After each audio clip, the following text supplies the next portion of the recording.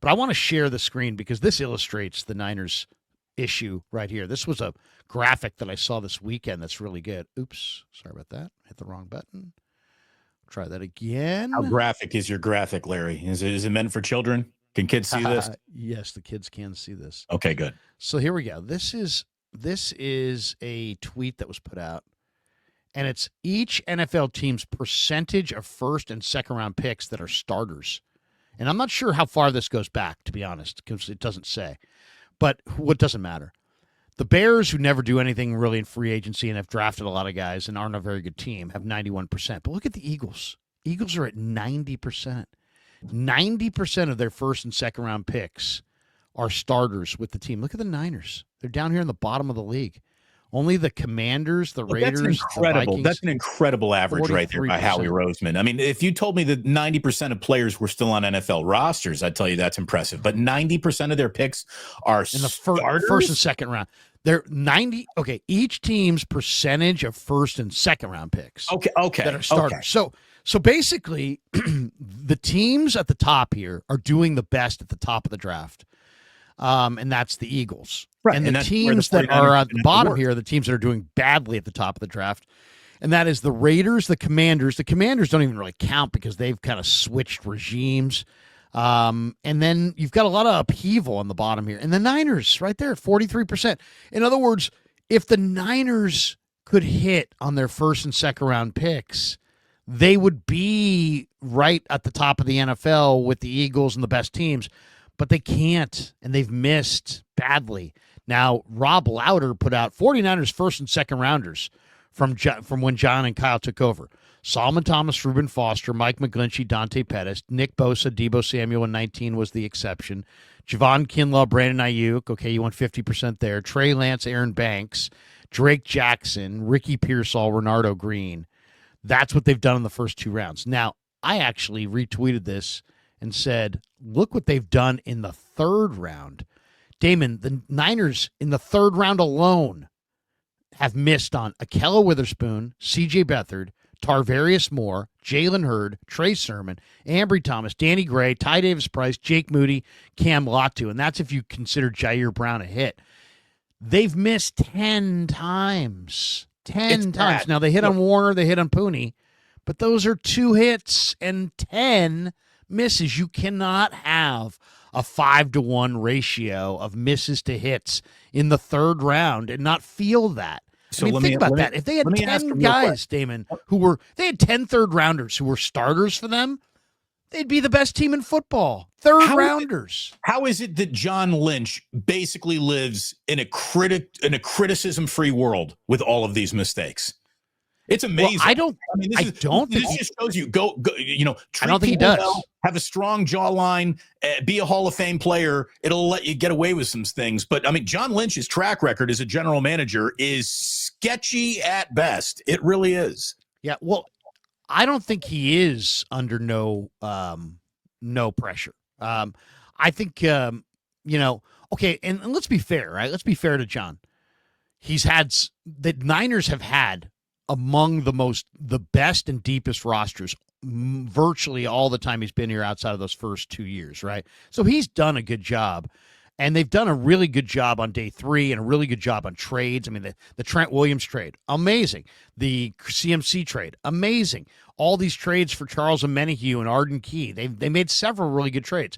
They have been bolstered, Damon, by day 3 and after the draft and his trades, and it's been able to camouflage their total inability to hit in the first 2 days of the draft. Kings of the that fifth trend round. has to end, and I do believe that the Purdy contract could be a little bit shorter, and I think people will view that as no respect or no belief in Purdy. I think it's more of a hedge against the whole regime, because I think what they want to do is they want to make it a short. And this is a guess, but I think they want to have a shorter term deal so that, let's just say the Niners, Damon, win 5 games in each of the next 2 years.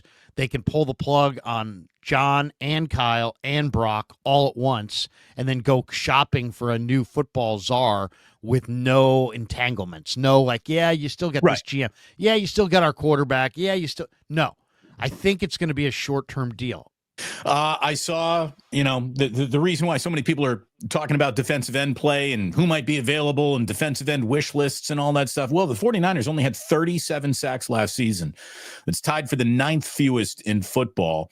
Kyle Madsen of Niners Wire went through just defensive line swings and misses throughout the draft. Only looking at drafts of this regime through the prism of defensive linemen.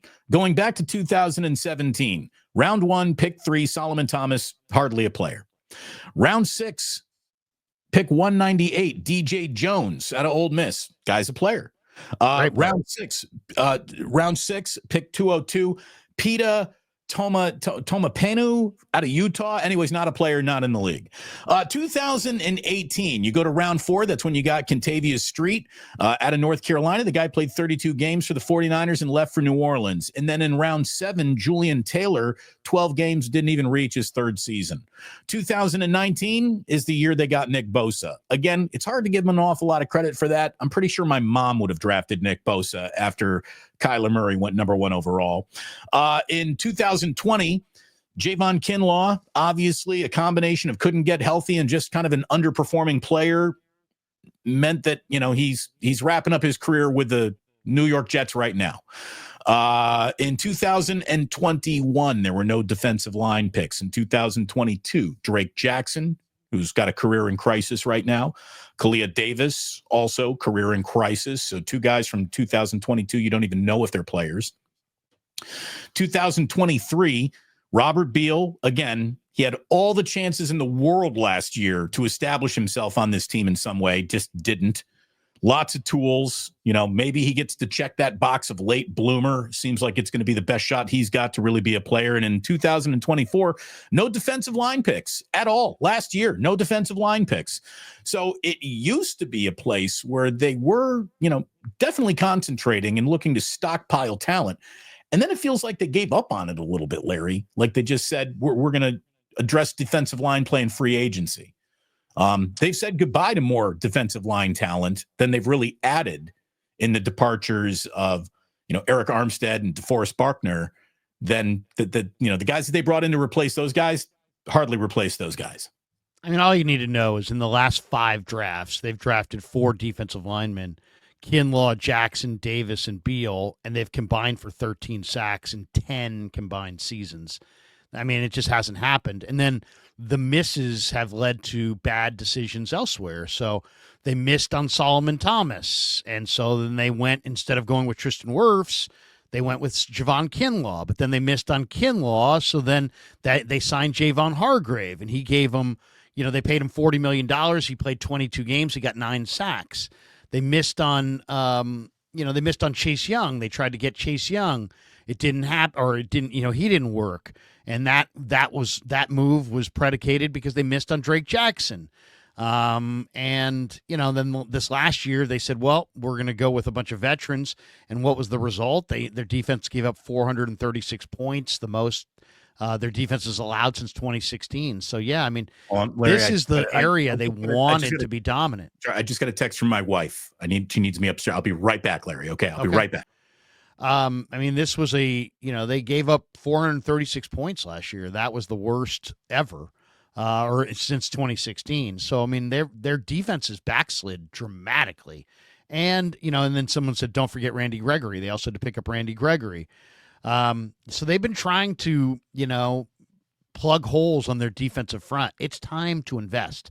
Now, look at the Eagles by comparison. The Eagles, since 2021, drafted 6 defensive linemen: Jalen Carter, Jordan Davis, Jalix Hunt, Moro Ajomo, Nolan Smith, and Milton Williams. And all 6 of those guys played key roles on their defensive line's dominance over the Chiefs' O-line in Super Bowl 59. So, it's interesting. It's like, why are the Eagles on top and the 49ers aren't? Well, I mean, really, it's because of the D-line. The Niners have not been able to, both teams want to have big, dominant, physical defensive lines. They don't want just 4 guys. They want 8 guys. So they, both teams want to dictate everything with their defensive front, except the Eagles and Howie Roseman and their scouts have done a much, much better job. than the 49ers and their scouts. The Niners leaning on a defensive line. I mean, if you look at the Niners on the defensive side of the ball, it's Nick Bosa and Evan Anderson and not much else on their defensive line. At linebacker, you have Fred Warner and not much else. So, I mean, they really need to do a draft where they invest significantly in their defensive front seven. And it's not, I know it always plays to the fans of, because fans don't follow the draft. They don't follow college football. So I could say, oh, no, you know what? Don't get Myles Garrett. Go get this guy, and this guy. And I could be totally right. But it's not going to necessarily resonate with the audience. Why? Because they're not watching LSU.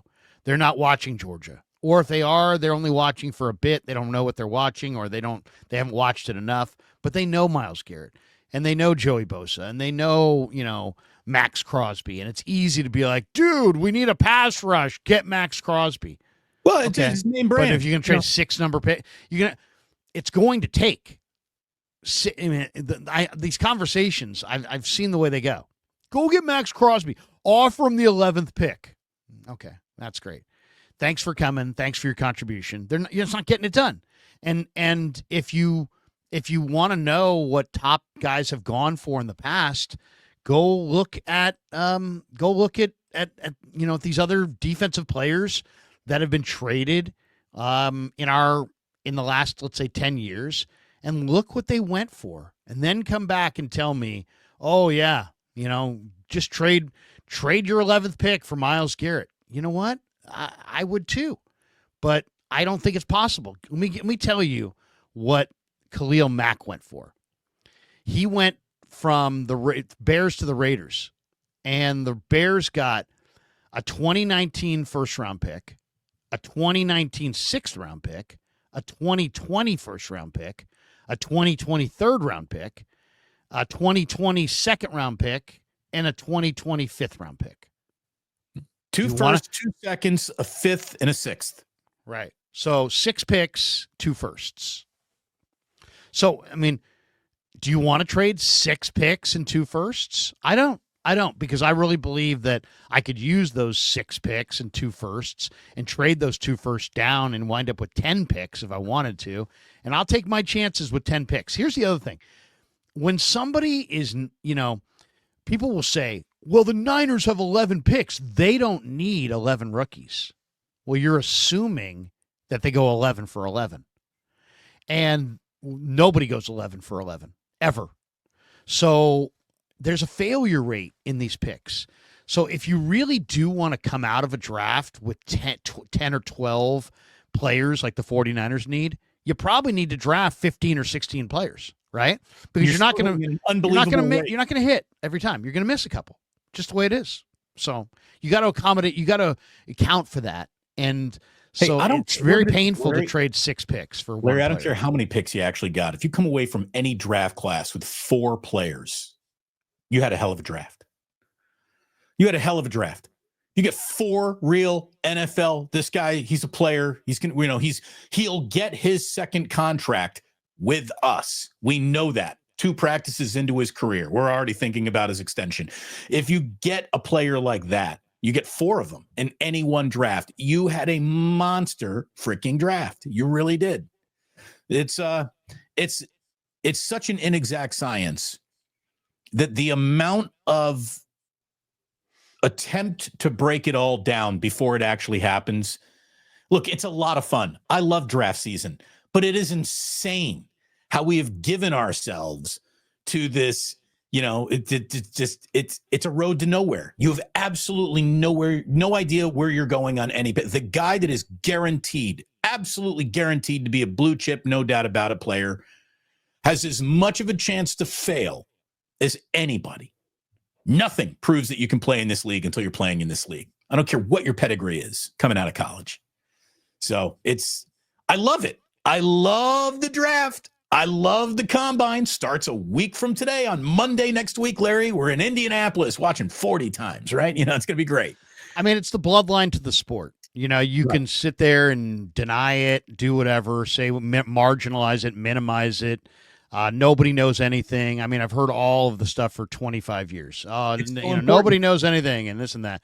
But you know what? That's not true. There's lots of people that do know lots of things. And just because there's a failure rate, there's a failure rate in people, just period. Here's the thing about the draft. You're going to get you're projecting from a college player to a pro player, so that's difficult.